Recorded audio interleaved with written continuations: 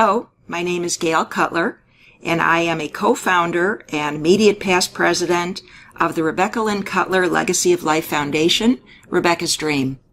And just to tell you a small part of what Rebecca's Dream is all about, we are a not-for-profit in the field of mental health that is our intention is to reduce stigma of mental health, to promote awareness and compassionate understanding of depression and bipolar disorder as real diseases.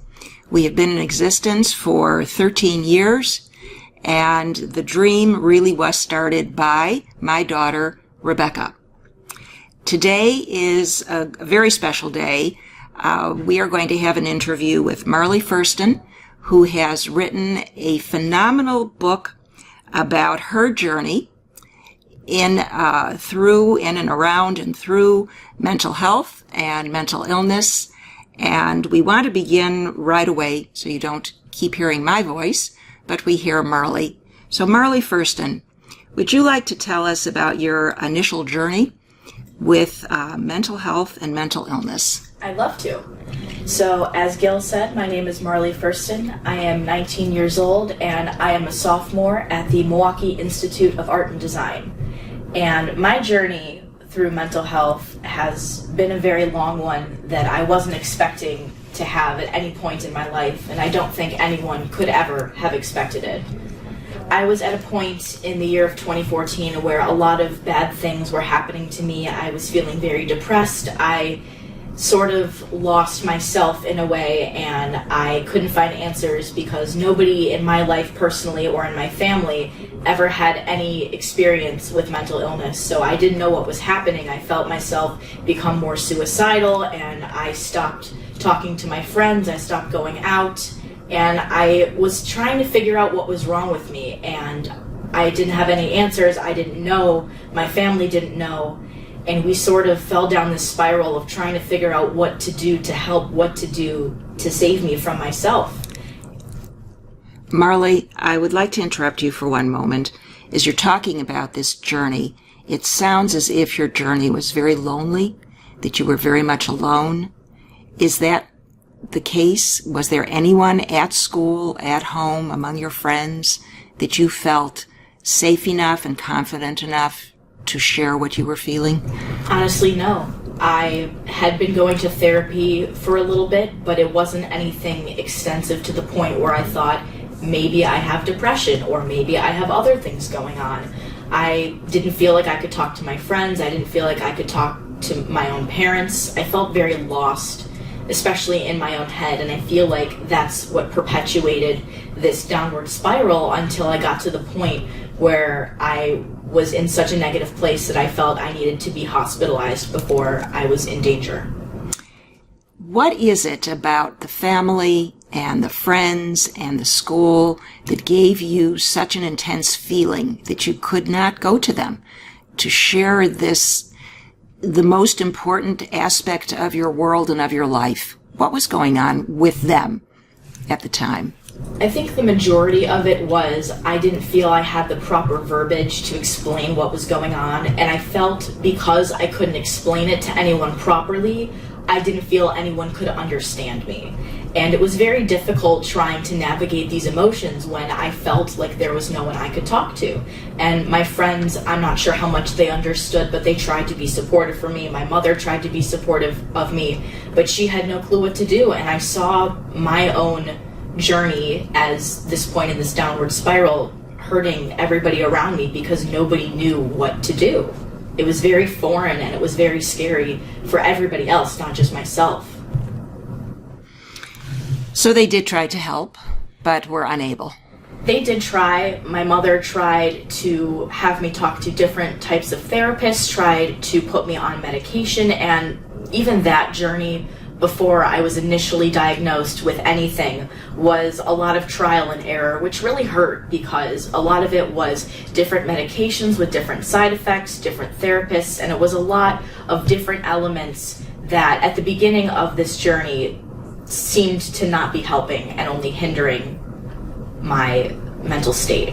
Were you able to go to school? Were you able to be with friends, with family? What was going on for you? I did go to school, and it was very hard for me. I felt myself disassociating a lot, and I stopped sort of volunteering in classes. I stopped volunteering in conversations with my friends, and I could feel myself slowly backing away from everything.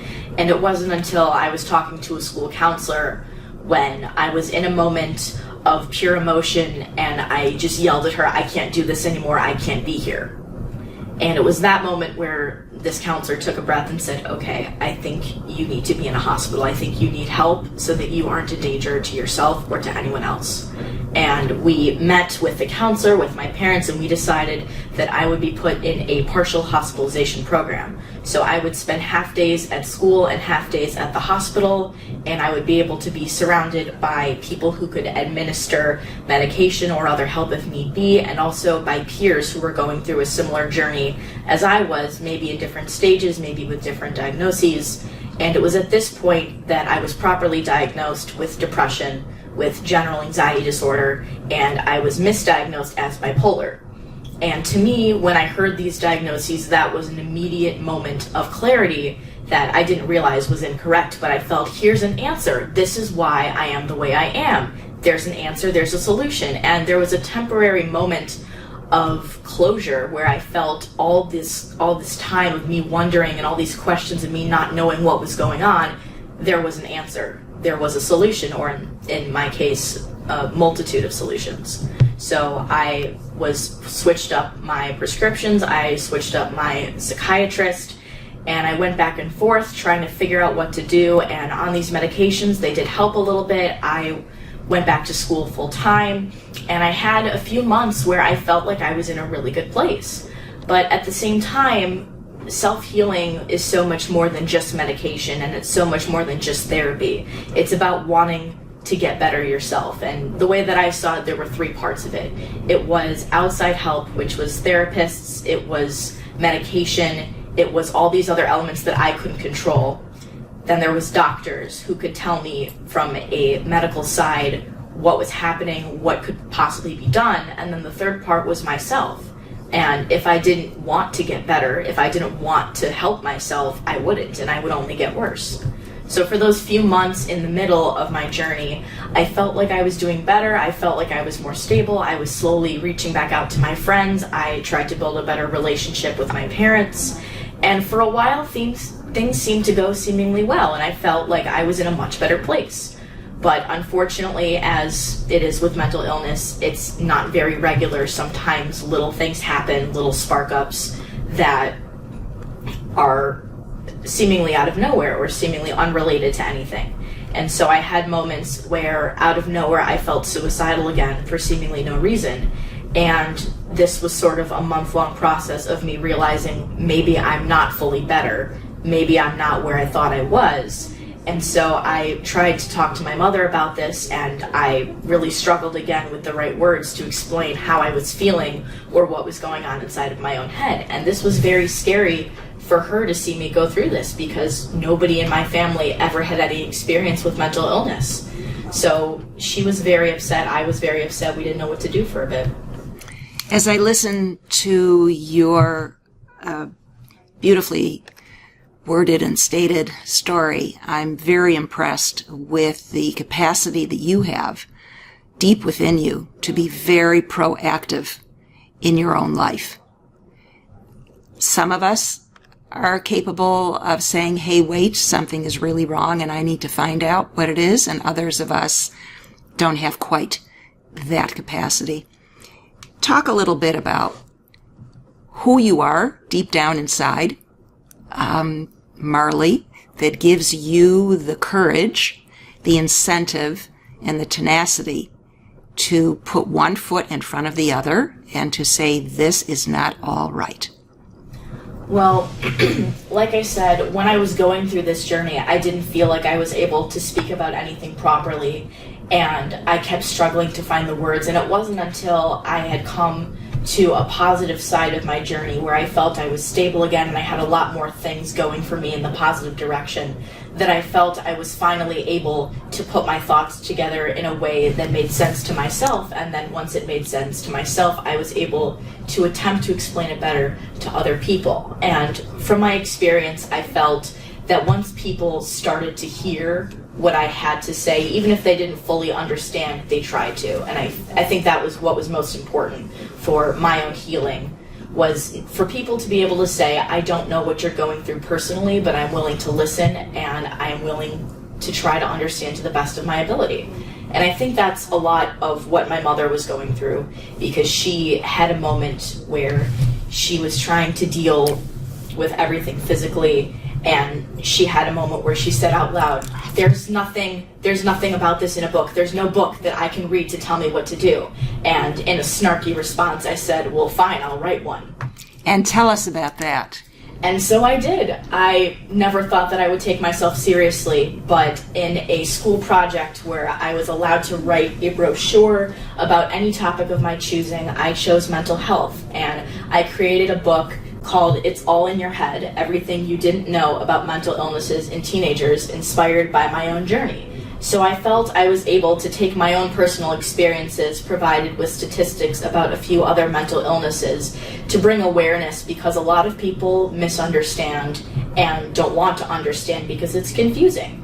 And it's definitely difficult because every individual has exactly that, an individual journey.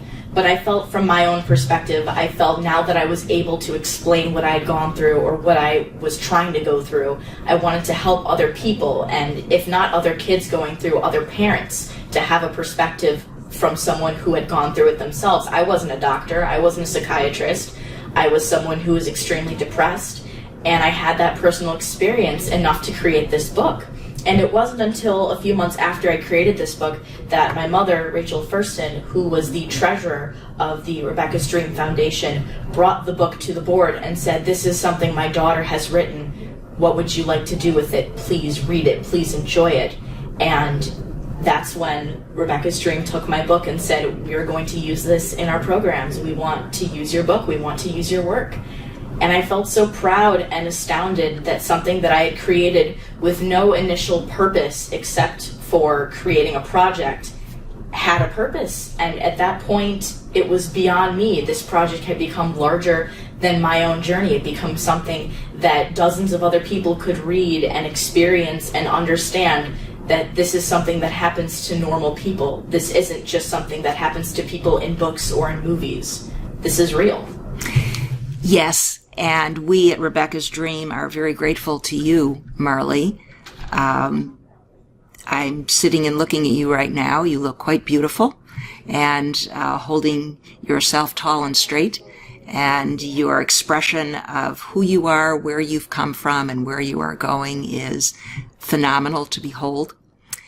We're very, very proud at Rebecca's Dream to have this book. And we plan on using it to benefit others, just as you had wanted to benefit others. And I think that the benefit will be endless. Those who have seen it already are very impressed. And the first question is, okay, how can I get this and how many can I have? Can you tell us just a little bit about the style of the book? Well, the book is a combination of text that was pulled from multiple sources about what mental illness actually is, about the stigma behind people who misunderstand it, and about how some people fake mental illness because they don't know what's going on or they want additional sympathy. But the majority of the book is specific information and helpful ways to cope for different mental illnesses, for ADHD, for depression, for anxiety, for bipolar disorder, and for OCD, all in combination with cute little illustrations that I created myself. And it's fantastic. Thank you. It's a powder blue, and the graphics are beautiful and wonderful and not childish, but childlike. And anyone can gain, and everyone will gain from this beautiful book. And you. Marley, I want to thank you on behalf of the Board of Directors of Rebecca's Dream, on behalf of Rebecca herself, had she been here. You are a marvel. We want to keep in very close touch with you and know what it is that's happening for you in your world and your life, and all of the contributions that you have already made and will continue to make to the world at large, and specifically the world of mental health. Thank you, Marley. It's been a pleasure. Thank you, Gail.